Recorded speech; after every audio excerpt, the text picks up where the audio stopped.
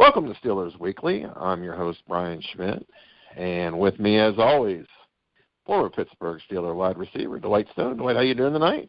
We're doing good up here. Getting some snow at the end of the week, though, but we're doing good. I heard you guys might be getting some snow. Yeah. What's going on with that? I need to send it back to where you're at. Now, I did see. It's funny you say that. I did see that. Friday or Saturday, we may potentially get like an inch of snow. Oh, there you go. So, we'll be batting down the hatches here. Everybody will be going crazy, losing their minds. And, oh, yeah. Be a fun day here in the Texas. But I saw that. So I heard you guys might be getting some snow, so I thought that's pretty interesting. Oh, yes, it will be. So, well, you know what, though? We've got an exciting opportunity here to talk about playoff football, which is always fun and exciting. Oh, yes. It's do or die now. Either you win or you go home. Yeah. And, here's the situation. We'll talk about the Cleveland game first. I think there's a lot of things coming out of that game. Yes. Very interesting. First of all, 27-24 overtime win. Mm-hmm. Lackluster Steeler performance. A lot of players did not play. True. Certainly, there were some comments some of the Steelers made about, yes, it was a meaningless game, but you still play the game to play. You don't play the game to, be meaningless. Mm-hmm. And there was a lot of things, a lot of things to that. But at the end of the day, you're playing the Cleveland Browns. Figured out a way to make that to turn that into a loss. I mean, quite frankly, 2 fumbles. Even in the overtime. A chance to put a touchdown on the board. You don't. Yes. So first of all, when we talk about Steelers defense, kind of a good, bad, and ugly. The good is, they played very well during this win streak, 7-game win streak. They played well since week 11, and really even before that, they started playing a lot better. Now at the same time, some of the things that are still kind of a snake bite is, of course, the tackling. At times tackling has been very poor. Yes. Talk a little bit about defensively what you see going into the playoffs, and is this defense good enough to get to a Super Bowl? One thing you have to do is they got to do a lot better job than they did the first time against the Dolphins. I was doing some research on them, and I think it's a young man named Agee, is a 5th-round draft pick. I think he's 4th in the league. He has like 1,272 yards rushing, and 204 of that came from when they played the Steelers. Now, this is where it's all going to start for them, being that they have a quarterback situation where they want to protect more because Tannehill, like he's not going to play. I think from looking at that practicing day, I don't think there was a miracle going to happen. But with Moore on the center, I think they're going to try to run the ball, keep the ball out of the offensive hand with the Steelers. They know that they can score, and they figure they can slow the game down, hopefully take the Steelers out of their rhythm, but yet get points on the board. And they were able to do that last time. The defense have to step up. It ain't one of those, like we talked about earlier. If you don't do it now, you're going home. All that tendency, it's hard to read on Moore because they don't have much tape on him, his tendencies of what's going on. The defense had to come out and play. 7 games winning streak the Steelers are on. The defense had to show up because I think they're going to be on the field a lot because I think more, what I'm saying that is running the ball. They're going to try to slow it down, use the clock, and then have the play. So I'm just curious on how the defense can come out. I think they're going to do good if they get the turnovers. Got to have turnovers. Being that's going to be cold, 19 degrees, I think it's a favorite for our defense. The ball will be a little slick for the other team. and hopefully they can capitalize on that. Yeah. I mean, I look at this.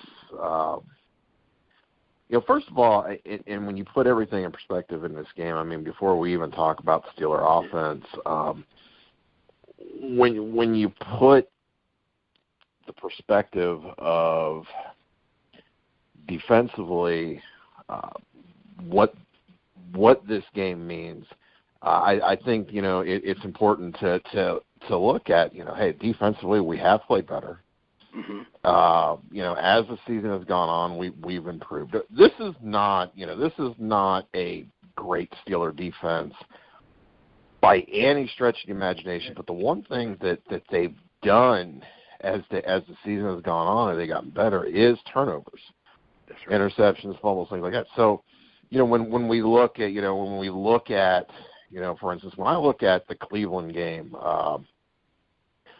Yeah, there was some lackluster there. There were some tackle issues, but at the same time, we did get some turnovers. We put the offense in a position to make plays, and so when we turn our attention to the offense in that Cleveland game, let's talk about Landry Jones.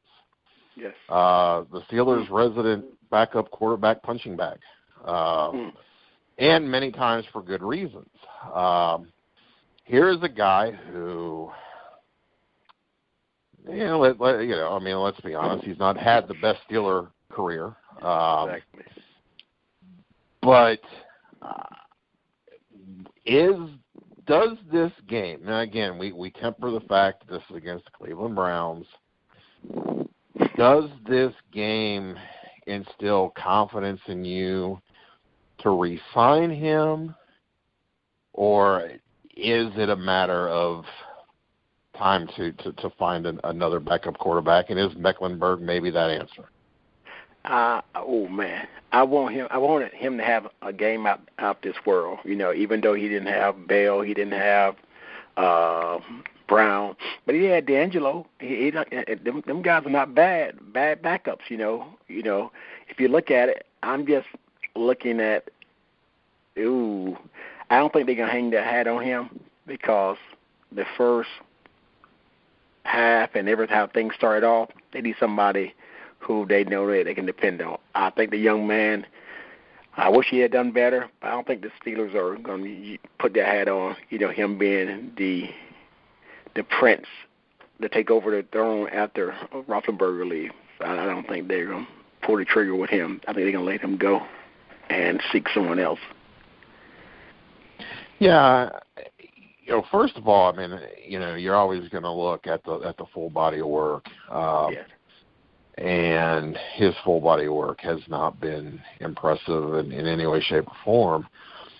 I will say this. He made some throws in this game, especially in the fourth quarter, especially the overtime touchdown. He made some throws that were impressive. Yes, they were. That, I thought that was great. I agree with you. I don't think that he is in a position. I don't think he's the guy. I do think, now, do I think another team may sign him? Yeah, they quite frankly, they may sign him again as a backup because, again, quarterbacks in the NFL, it's so hard to find a good quarterback. No. And it's so good to get a backup quarterback. And right now, he's a guy for, certain teams out there. Yes. He's a guy that, you're going to sign, but again, one thing with Pittsburgh is obviously if you were going to resign him, you're going to resign him at a reduced rate. Exactly. There you go. So there are a lot of teams that are going to, would resign, that if they sign Landry Jones, I just don't think he's the guy. Right now, and I I've said this on other shows, is the Steelers, in my opinion, right now, they have to be finding the heir apparent to Ben Roethlisberger. I mean, Ben has still got a few good years in him. Mm-hmm.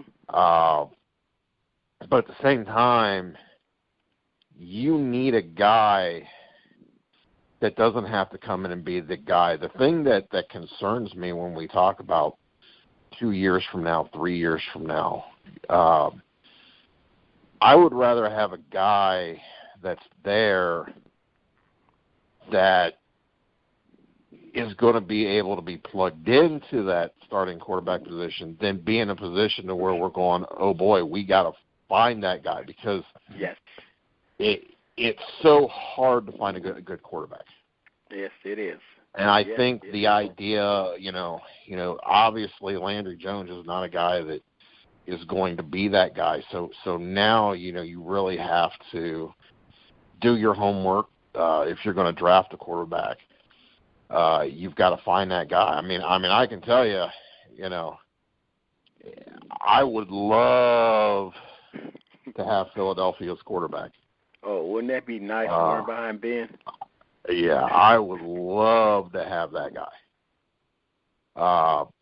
So, I mean, it really comes down to if you're drafting a guy. I mean, you've got drafting the next Ben, so to speak. To me, that's a critical draft. I'm not sure that you're going to have a guy in free agency that's going to be that guy. So really it comes down to your backup quarterback for next year. Really ideally you want it to be the guy. There you go. And, for the down the road, and I just don't know that, that's going to be very interesting to see what happens. So, with that, I mean, we had, 27-24 Cleveland win. Not a great game by any stretch of imagination, but the bottom line is a win is a win. Exactly. Now we focus our attention to playoff football. As a player, mindset, how different does it change from the regular season to the playoffs? And before you even answer that question, would you be playing your final regular season game going into the playoffs and be on a boat in Miami? Whoa. No. That's whoa. Be down there enjoying the festivity with his teammates too. They all on a boat, shirts off, boots on a yacht. Like what's his name said? Peyton Manning said, not Peyton, but Eli said they wore the wrong kind of clothes. They could at least pack the correct way if they're going down there. He's trying to make a joke out of it. But I'm sure everybody up there, thank goodness, none of the Steelers have anything to hit in the paper like that right now, because that's a distraction. Because that's a question everybody gonna be asking. Why did they? I mean, why, that's a distraction. And not to get off the subject of the Steelers, but we might as well here for a second. I mean, and I can take this from a coaching standpoint. Right now, as a head coach, assistant coach, I'm pretty furious right now. Yes. Because this whole situation with all those giant players on that boat day after a game, much like Romo when Romo went to Mexico, and right now it's a no-win situation for you and your football team. That's right. If you win the game, the distraction that you had to go through to it, I always am a believer that with distractions, even if you win, if you have distraction and you win from it, you still lose from it, because things like that just take a lot out of you. It's a mental thing that just takes a lot out of you, because the flip side is if you lose, right, now everybody's going to point to that distraction. Now, you as a head coach, how could you let that happen? You're looking at your players going, are these the kind of guys that really care about, winning a Super Bowl, doing all, so you can't win right now. You win, no, you're just right. You tagged. Boy. You can't win right now. And so, I'm glad to see the Steelers don't do stuff like that. That didn't happen, because that's, you should be trapped. But as a player, how does your mindset change from regular season to playoff football? This is the kind that, like, you had that preseason where everybody, warm up. Regular season, everybody turn up a little more. Playoff is another gear. It's like driving a stick shift. You change into another gear. Like now you'll be in third gear because preseason, regular season, and then I heard the fourth gear in the Super Bowl. But right now is that the players are thinking that, okay, everybody's watching us now. Every game that comes on, that's the only game that's on at that time. So, all eyes going to be on you, all your peers, your family, your friends. You done worked hard to get here, and you're looking at, here's our chance to show that we got 7 games in a row. We can continue to move upward. We're peaking at the right time. And at the same time, on Miami side, they're saying that, hey, we beat y'all the first time. We're going to show everybody it's not a fluke, show everybody that we were real. Even though we lost our quarterback, we still have, belief in more because we have 2 good running backs, which is the wildest thing is they have 3 running backs that make 1.5% of their salary of $155 million. And one of the running backs is 4th in the NFL. And the other one has average 5.6 yards, and he's ranked 6th, something like that, in the NFL for yard per carriage. It's crazy about how things are working out. But the playoff is all about do or die. And ain't nobody holding back. If you're hurt, you patch it up. I mean, it's the kind of game that you can see players get hit throughout the playoff, but they don't want to go out. That concussion thing, you can see more players trying to avoid that and say then they're okay. And that's one thing. I'm just going to see how the league going to handle that. Yeah, I mean, it's funny that when we look at this game, I know as fans, it's playoff time. I mean, we all jump it up a gear. I know as a coach, I mean, and coaching, especially being in a professional game. I mean, I know when the playoff time hits. I mean, I know last year, it was a great example of how everything. You want everything to stay the same in terms of how you practice, how you do things, but your mindset really does change. It's funny as much as you think you're focused in a regular season. It's funny how it changes that your focus really does change in the playoffs. I mean, it changes everything. I know the year that I won a championship in 2014. Our playoff run had to be on the road. I mean, that's nice. Our whole playoff run was on the road. Our championship game was on the road. But it's funny how I saw our players. Just the focus changed. Yeah. As focused as we are in the regular season. We went through a bad stretch where, we lost, we had major injuries, but we had everybody back at playoff time, and it's funny how your focus just changes. You see it in your players. If you're not seeing it in your players, you better get worried. There you go. But you can see it, and I can imagine, on an NFL scale, I mean, the focus has got to be amazing. It just has to be unbelievable, these guys and their focus and how they are looking at,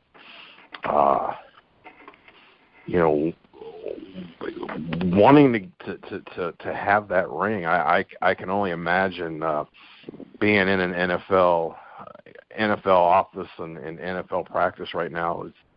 If you're not seeing that focus, there has to be an issue because. That's right. In my opinion, there's focus, which is why it makes the whole going to Miami. Just when these people are going to Miami on a boat and it's playoff football time. To me, it just I'm questioning your one desire to win. There you go. So, going into this Miami game, Miami offensively, obviously Tannehill, 90% is probably out, and to be honest with you, with the injury he has, that's an injury that to play on that injury may be worse than anything you can think of, because it's that injury is just such a it's that MCL, ACL, and they when they call it a they call it a sprain. What people don't understand is a sprain. A sprain means a tear. It's just not a complete tear. Complete tear, exactly. So, and many times, and we've seen this with different players. Ben being a great example, but many times you're almost better off if it's a complete tear, because you can get in there and clean that thing up and do some and it heals better. I mean certainly Tannehill will probably be a guy that would be a candidate in the off season to get surgery. I'm sure they're trying just to rehab everything they can to get him back. But that's a rough injury, and I've had that injury. I've had completely where I've had not only complete knee reconstruction with my playing career, but I've also had the knee sprain where I've had the partial tear, and I can tell you right now, that's a horrible feeling. Just being able to play on that. So I would be shocked to see him under center, and I would be shocked if they would want him under center, because his mobility is going to be so limited. Exactly. So with that, offensively for the Dolphins, obviously you've got a great running attack. An offensive line that's played better. Mm-hmm. They're not going to. I can see very honestly, they're not going to ask a lot out of Matt Moore. You're right. You're going to want to try to establish that running game, and now you establish that running game, you can establish the play action off that. That's right. But Matt Moore is not a slouch. No, exactly. And that's the one thing that I think that as Steeler fans and people have got to understand. And look, there's one thing about this game that scares me. There's a few things, but the one thing that scares me is when I look at the line of this game, and it's a 10.5 point Steeler line. 10.5 point favorites. That scares me. And the reason that scares me is because this Miami Dolphins team's owned us. Exactly. Early in the year. And I can't, my brain shut down on if it was week 6 or week 7, but it was early in the year. That scares me. They ran the ball down our throats. Yes. In that game. You're talking about 204 yards. You just ran the ball down our throats. This is a game that Miami has everything to gain and nothing to lose. This is a playoff game where they, quite frankly, they lose this game. They were supposed to lose this game. It's not a big deal. They win this game. It's a huge upset. Oh, my goodness. Can you imagine? Yeah, and I'll say this. Gase is their head coach. To me, in my opinion, he should be a guy that should be NFL Coach of the Year for what he's done with a team that was not very good. There you go. See, people don't get that. This Miami team is not a great football team on paper. They've got some parts. They've got some pieces. Tannehill is not a great quarterback, but he's an efficient quarterback if you put him in the right situation. They've had a good running attack. They've not, their defense has been, okay. And we'll talk about their defense here in a second, but obviously losing, the injuries they've got on their defense and their linebacking core, has definitely been an effect. This is not, on paper, a great, talented NFL football team. Yet here they are And it all started with the Steeler game. People have to remember, I mean, that was a 1-4 football team going in and playing Pittsburgh. Mm-hmm. Win that game, and since that we'll count the Steeler game. This is a team that's been 8-3. Now, temper that with the fact that their schedule coming out of that Steeler game, they've not it has not been a rough schedule by any stretch of the imagination. I mean, they've had some teams that are not very good, but still, it's an NFL football team. You went 8-3 in that stretch. You went 9-7 overall. You're in the playoffs. It doesn't matter how you got there. The point is you got there, and I think Gase should be a candidate for coach of the NFL. And now my conventional wisdom tells me that the other guy you could probably give it to would be Atlanta's head coach. But, certainly I think there's some things there and some reasons that people could, quite frankly, vote for Gase. But be that as it may, offensively, they're going to run the ball down. They're going to try to run the ball down the throat instead of play action. Defensively for the Steelers, are you packing a box and saying you got to throw it to win? Are you just going to try to play it based up and say, look, we believe that we can stop the run? And again, the Steelers, again, talk about the Steelers' defensive line. There's injuries there. Mm-hmm. I did see where, Tuitt, I believe, they think he may be back. Right. But that's a banged-up defensive line. Yes, it is. What are you doing coming into this game? First of all, I guess you try to start off with, your front seven, see if you can go like that. See if you can go out there and just do the front seven without bringing that extra safety in. But if they start gashing you and gashing like they did last time, then you have to bring that safety. You have to bring him in because you don't want them to start. Then once the confidence start happening, running the ball, then that's when I'm passing. When you go out there one-on-one, with receivers, they have pretty good receivers, and it's going to be a very cold day and a very slick day. You don't want to just put your guys out there on the island if you don't have to. So hopefully they can show them the front seven have to shut them down early because if not, it's going to be a long day. And like you said, Matt Moore used to be here with the Panthers. And I tell you, he's not a bad quarterback. He's a journeyman. But I tell you, he's the kind that will run the ball too. He'll pull it down and run it. And that can also, take something out of it. Now you got to watch him run the ball, and you don't have much film on him, so you really know what you're going to get with him. So I would start off first with the front seven to see how it works. If that's not working, you have to hurry and change the defense because you don't want that to become a drone out, they still hanging around. With that comes confidence, and that's where you can get in trouble with a team like that.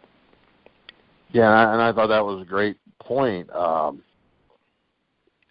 This is a Miami team. If they hang around, they already put the boots to us once this season. This is a team that you allow them to hang around, late third quarter, early fourth quarter, they're going to have supreme confidence they can win this game. Yes, there you go. And that's what you have to avoid. Now when we flip on over to the Steeler offensive side and in Miami's defense, Miami defensively, again, as I said earlier, they're not going to, they're a good defense, but some of that is tempered, and you could say the same thing with Pittsburgh's defense. Some of that is tempered by who they've played. Exactly. Pittsburgh's had Cleveland a couple times. So you can temper that, but still, a good defense. Now, the problem that they have right now is their linebacking core is banged up. Mm-hmm. And we all know with injuries, when injuries hit, it changes everything. There's no doubt about that. It's a big deal. What do the Steelers need to do offensively? We talk about this every week, and the first name that I'm always bringing up is Bell. Yep. Yes. I think I bring up Bell probably quicker than I bring up anybody else. That's up there. So, let's talk about the Steeler offense and what needs to happen.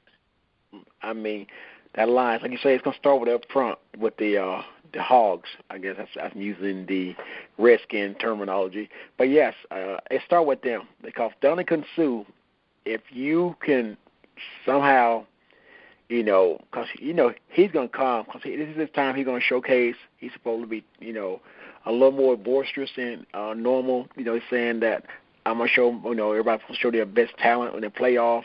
So he's making words that he's ready for the game.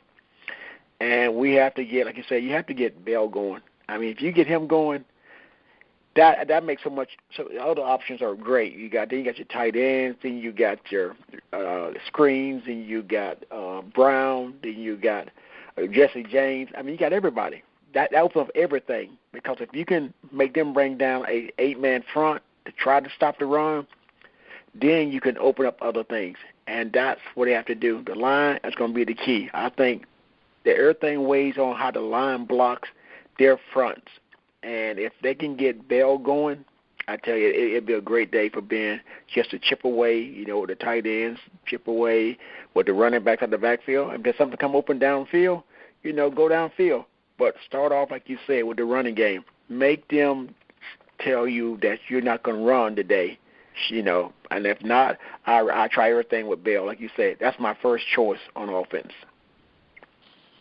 Yeah, I mean, when you look at Miami's defense, they give up 382 yards of total offense a game, 242 through the air, which is funny because Pittsburgh allows 242.6. Miami's 242.2, so pretty much dead even in passing game. Yeah. Now here's the stat to me that when we talk about this game, because we talked about over 200 yards rushing that Miami had in the first meeting, but here's the stat, and this is the one that to me is everything about this game. Miami gives up 140 yards rushing a game. The Steelers are only giving up 100 yards rushing a game. That, again, when you look at that stat, tells you where the Steelers' defense has changed as the year has gone on. Exactly. When you look at the Steelers' defense from Week 11 on, they're one of the top. They're almost in the top 3 or 4 in most defensive categories. So here we are. When we talk about this game, to me, that there's everything right there. What the Steelers do, not only against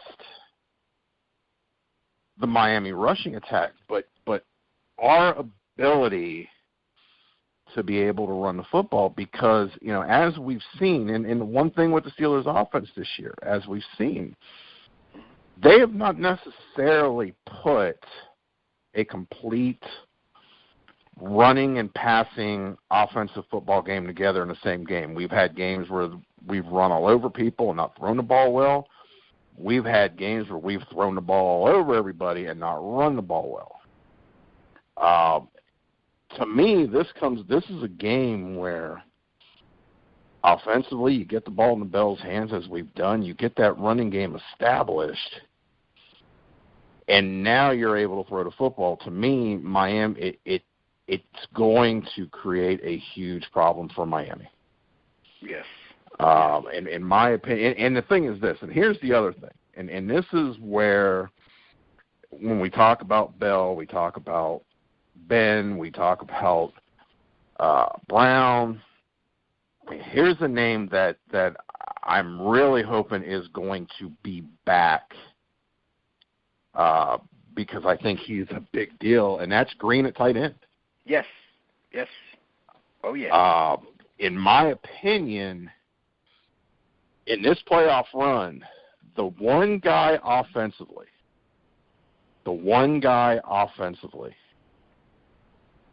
that is going to be a big deal is Green at tight end. Mm-hmm. And that's because Green is Green is that tight end that is a deep threat. He is a matchup nightmare. He's very hard to cut. You can't cover him with a linebacker. Exactly.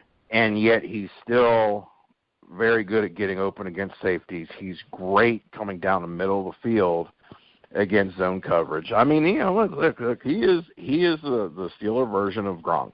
I mean, he is the Steeler version. Exactly. Now, having said that, Jesse James has been a great tight end receiver and going to be a very good tight end for us. Yes. But to me, the key guy is Green because of his ability to stretch the field from that tight end spot, and that takes pressure off of, that takes pressure off of Brown. Mm-hmm. It takes pressure off of the other receivers. And we've seen, a guy that I've more and more becoming impressed with. I think he's still got some growing to do in terms of the NFL game, but I've been impressed with Eli Rogers. Mm-hmm. I think he is getting better as a receiver.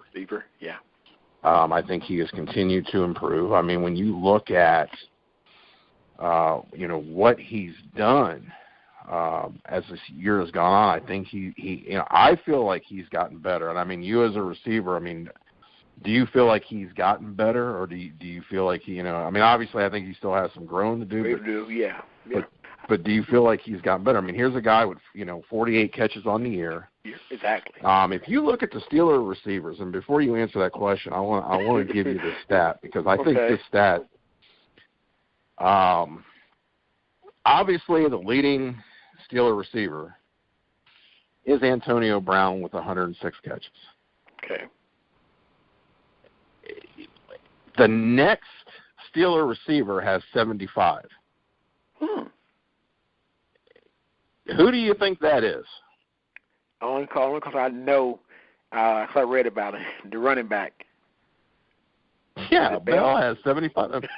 Bell has 75 catches. So now, the next, and when we talk about Eli Rogers, the next receiver, number 3 receiver in catches with 48 is Eli Rogers. Really? And I would have to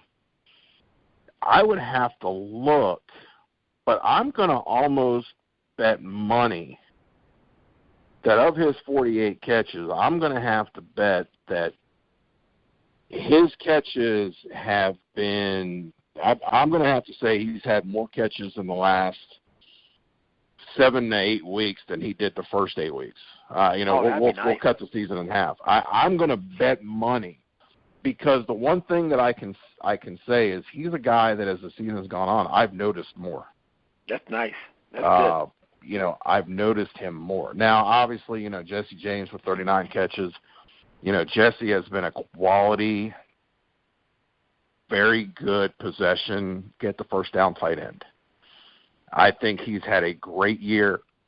I think he's a guy that will continue to get better. Yes. But when you look at this game, I mean, talk to me, when you look at Eli Rogers, I mean, how do you feel with his development, and do you feel that he's a guy that obviously, with a Ladarius Green, hopefully going to be back, is he a guy that can be a help here in the playoffs? Here's another young man, just like Landry had a chance, against the Browns, to showcase your talent because, they're looking for that second receiver. They've been having problems, people getting hurt, people getting suspended, and looking for that one person. And this young man right here, like you said, the last couple of weeks have stepped up. His game, his confidence is going good. And I think, Ben's talking to him more. You got guys who are backing you, Antonio Brown. You got people, who are saying, hey, we believe in you. We got confidence in you. And you got the coach who continue to put you out there. And you got Todd Haley calling plays for you. That's showing that, hey, they have confidence in you. And here's a young man, I think that he realizing that, hey, this is an opportunity for him. He's taking advantage of it. And I'm happy to see that. Like you said, to have Green back would be a bonus. But, you still got Jesse James, and Jesse does a lot more, too. Like, you You see Bell with all the runs. Also, you see Jesse blocking too. He does that, and people don't really realize that. Not only is he catching the ball, but he's doing that blocking for him to get that extra yardage. And people don't really notice that until you're a guy in the film watching with him. You ask Bell, oh yeah, he does a great job blocking for me. And that's one of the things that intangible people don't see, and people don't notice that. But as a good running back or a coach, you notice that. Jesse James is doing a great job like that. And also, I happened to notice something. The last time the Steelers played the Dolphins, they filed a formal complaint against Duncan Sue, saying that he bruised Roethlisberger's knee early in the year. They filed a formal complaint, I guess, to the league, saying that he was dirty, whatever he did, his knee-wise, bruising Roethlisberger's knee. I didn't know that. So they got they had filed a complaint because and let's be honest, I mean, he's always had a history of dirty plays and different things like that. I know that they filed against that. I'm not sure whatever came out of that. I've never seen anything that really came out of that, but again, when we talk about, to me right now, I mean, he's a guy you got to account for every play. I know Ben said that earlier in the week. Yep. But it really comes down to me, this game comes down to a very simple point. Yes. A, stopping the run, and B, being able to run the football. That, to me, is it, because, are the Steelers going to be able to run a football? Absolutely, they will. Mm-hmm. But you've got to have the ability to stop Miami's running game, because if Miami's able to run a football, they're going to control the football. It can turn into what we saw early in the season. So, a lot of things to come out of that. With that, talk about, how you see this game playing out score-wise. What are you looking at? To me, where do you is this a 10-point? Is this a 10-point or better game? Should Pittsburgh just blow out Miami, or is this a closer game? It's going to be a closer game. I mean, you can throw out the stat book because everybody come in ready to play. Everybody, some people contracts are up. Some people are thinking that, hey, I'm interviewing for another job, so I got to show people what I can do. And I think it's going to be a closer game. I think it's going to be more or less, being that it's going to be a cold game, and the ball's a little different, a little slicker, it's a little harder. I think everybody want to control the ball with the short passes, and the Steelers got to get touchdowns in the red zone. 3 points ain't going to do it. You go down there, you got to get touchdowns, and you can't go down there and get a field goal and be satisfied with it, because they can turn around and come back and score a touchdown, and that could change everything. I think it's going to be like a 6-point game. I think it's more going to be less like 24. About 24-17. I think, because I think they're going to score some points, because I'm scared of Matt Moore, because I don't know what he's going to do in their running game. It's funny. I've been saying it's going to be a close game all week, in terms of closer game than 10.5 points. I've been saying it's going to be a close game. Now, the more today that I've looked and I've kind of evaluated, my feel is this is a 27-13 game, and I'm going to tell you, I'm going to say 27-13 is.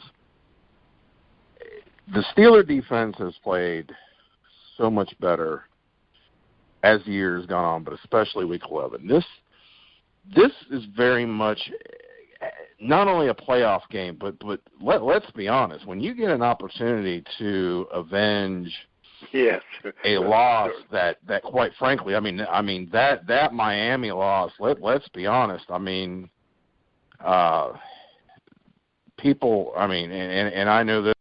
Other Steeler fans and talking to Steeler fans, I mean, we were all to an extent throwing babies in the air, going, what is going on? I mean, we were losing our minds over that loss. That was a horrible loss. We were there. If you remember, I mean, there was a lot of Colin Cowherd. There was a lot of different conversation on Tomlin. We talked about it. I mean, there's a lot of things coming out of that game. I mean, there was heat. If this would have been professional wrestling, this was a big time promo going on, because I mean it was heat. Boy. So now you have an opportunity to avenge that loss. To me. I almost feel myself, and I'm not playing or coaching in this game, but I feel a little extra going into this game. I mean, not only is it a playoff game, but boy, you get a chance to avenge that horrible loss early in the year. I mean, it's all of a sudden it's a good feeling right now. I think the Steeler defense is going to come out. I think they're going to be able to control the running game. And I don't feel like with Tannehill, a healthy Tannehill, I would have a little bit more of a, they're going to have the ability to run. And Tannehill at times can be a very good quarterback throwing the football, at times not so much. But with Matt Moore, if you take away the running game, and you make them one-dimensional, I don't think Matt Moore can get it done. Exactly. I agree with that part, yes. I don't think Matt Moore can get it done. And I think the Steelers will be able to limit the running game. They turn it to where Matt Moore has to throw the football, and now you got problems. Mm-hmm. Now you got problems. With that, I think because of the injuries with Miami, especially in their linebackers, this is an opportunity for the Steelers to come out offensively and put a complete game together, and I mean running and throwing the football. Mm-hmm. This is one where I think, and I feel that the Steelers can do the reverse, and that is control the game. Where Miami wants to control the game, I think if they can't do it, well, here's an opportunity for Pittsburgh to control the game offensively. Put the ball in Bell's hands, run the football. Get that play-action game going. Allow Ben to get back there and just start throwing it, picking it apart. Run when we're going to, run when they think we're going to throw when they think we're going to run, and just start really putting that together. And I think if that happens, I see this as a 27-13 football game. And I've said on some other shows where I think it'll be closer, but the more I've continued to look at it, I really feel that this could be a 27-13 and an easy football game for. I don't want to say easy, but a game where Pittsburgh can win this 27-13 and make it to where it looks like an easy football game. Yeah. Mm-hmm. And so that's kind of my take on the game.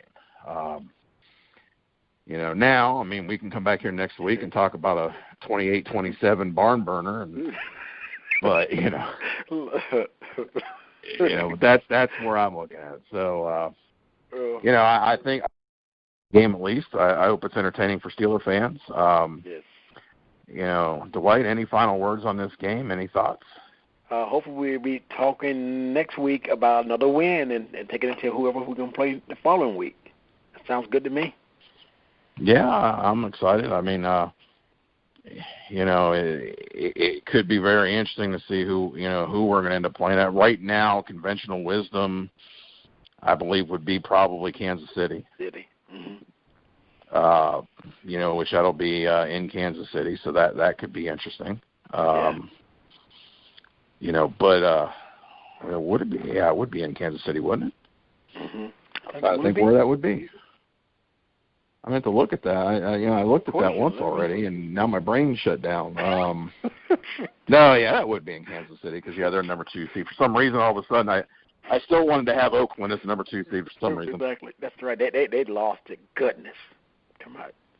Yeah, how about that? How about and when we talk about the playoffs and we talk about Wild Card Weekend, how about a wild card playoff game that nobody wants to watch, and that is Oakland at Houston. Yes, that's a shame. Did you see the article where ESPN will lose about $75 million on this game? You are kidding me. No, there was an article. ESPN will lose about $75 million on this game. What? The game that, I mean, literally, this is the game. That's a game from hell. Oops. That, I mean, as a network, you know, and without getting all the details, but it's a game, you know, this game is not part of the ESPN contract, so it's a game that they have to buy, which is like $100 million buy. You were kidding and me. Because of this game being so bad, I mean, they're going to take a bath on this game.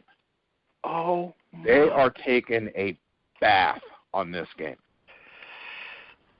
That's one you know, of all the games to have, the perfect storm. This is the one that you get to. I mean, bath.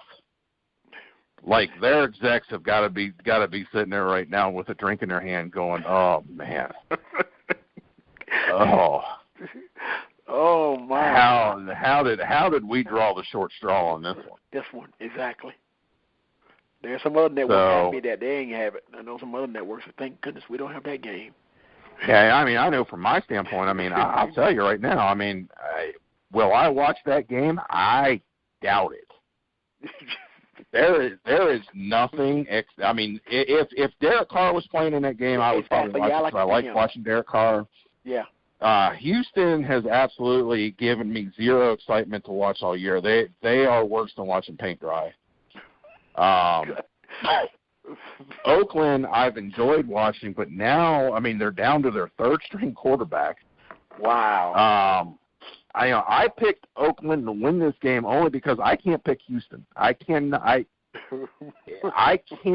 pick Houston because Houston, even though they're in the playoffs, they're a team that has shown me that they have figured out more ways to lose games, and their quarterback play has been spotty. And now the guy, you know, they brought in the backup 2 weeks ago to be the starter, and now he's got a concussion, and now the guy that everybody loathes and hates has now got to start this game. So the guy who they got from Denver paid all the money, so he has to start now. Yeah. Oh my goodness. So yeah, this is one of those games that you can't watch. I mean, now, if he wins the game, he won't be a GOAT anymore. I'm pretty much sure he will, only because everybody's going to go. You played Oakland with the third string quarterback. I mean, that's gotta win. I mean, if you don't win this game, oh my goodness, horrible. Oh horrible. Yes. Wow. So yeah, everything about this game. I mean, that game is just you can't. There's no excitement to watch that game at all. Not even a little bit. You know, I can handle the Lions and Seahawks. I will be interested to watch that game. Dolphins and Steelers, I'll be gearing up that game about 8 a.m. And I think the Giants-Packer game will be interesting just to continue to see if Green Bay stays on the roll they've been on, and also just to see the aftermath of everybody for the Giants going partying on a boat in Miami. I think that'll be fun. So they talk about that on this show? Oh, yes. That's going to be something. So, yeah, it's going to be interesting. So, you know, I'm glad the first playoff game of the weekend is the Raiders and Houston because I won't feel so bad about not watching that game. I've got actual coaches meetings and things going on Saturday, so I won't feel real upset about missing that one because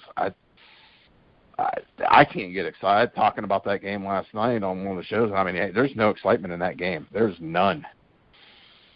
So it ought to be interesting. But we'll wrap this up. Dwight, pleasure as always. Appreciate you, my brother. And we will get back on this next week, hopefully talking about a win So with that, everybody, there's some great shows, growingtruth.net, some playoff shows, NFL Pick'em that I'm part of that I'm a game out right now. So, I got to get good in the playoffs. We've got boxing. We've got college football. We've got college basketball, NBA basketball. Pretty much every sport with the exception of, I think, soccer and maybe hockey. I think that's about it. So everybody take a listen. Some great shows. And we will be back next week. So everybody have a great week.